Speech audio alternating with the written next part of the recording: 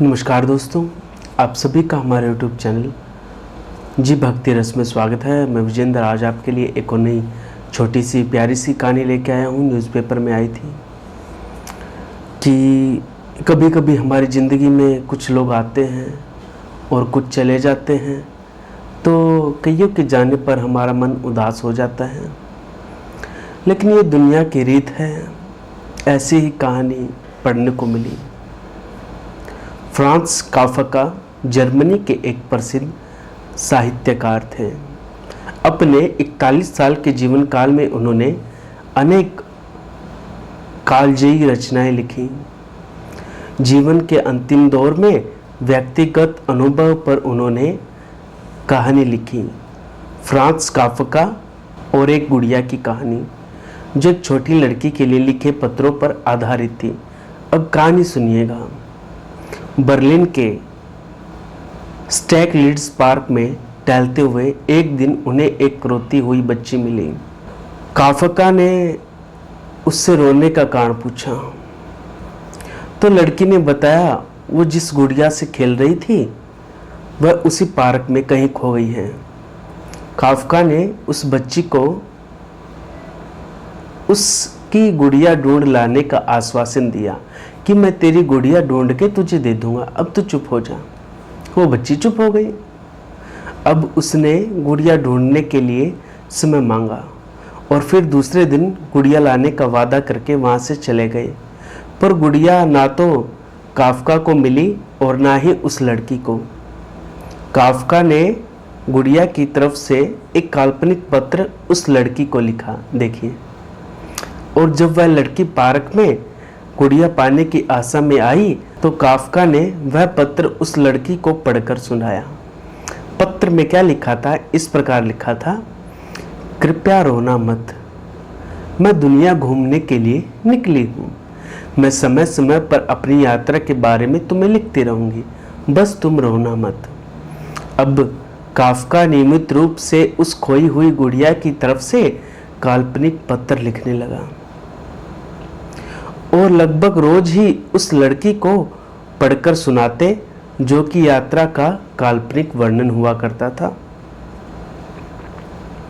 Kafka के इस काल्पनिक लेकिन रोचक वर्णन ने उस लड़की को फिर कभी रोने नहीं दिया। वह खुशी खुशी अपनी गुड़िया की घुमकड़ी के किस्से सुनने लगे और वह खुश रहने लगे। एक दिन जब काफ़ी कहानियाँ हो गई तो उस फ्रांज काफका ने एक दूसरी गुड़िया उस लड़की को ला करके दी। जाहिर है वो गुड़िया पहले वाली तो थी नहीं, बदली थी।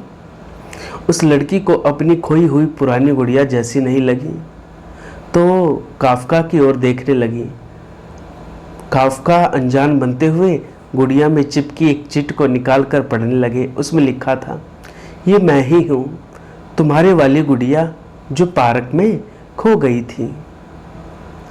दुनिया भर की लंबी यात्रा की वजह से मैं थोड़ी बदल गई हूँ और काफ़ी थक भी गई हूँ। लड़की को इस गुड़िया और काफका पर विश्वास हो गया। वह गुड़िया लेकर चली गई। बहुत साल बीत गए। जब वह लड़की बड़ी हो गई तो एक दिन अपनी अलमारी में कुछ ढूंढ रही थी।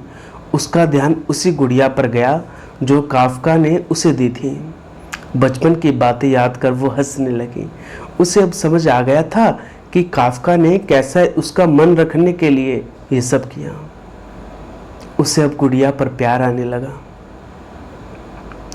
वह उसे बड़े गौर से देखने लगी और फिर सहसा उसकी नज़र गुड़िया के फ्रॉक की आस्तीन में छुपे एक छोटे से पत्र पर गई।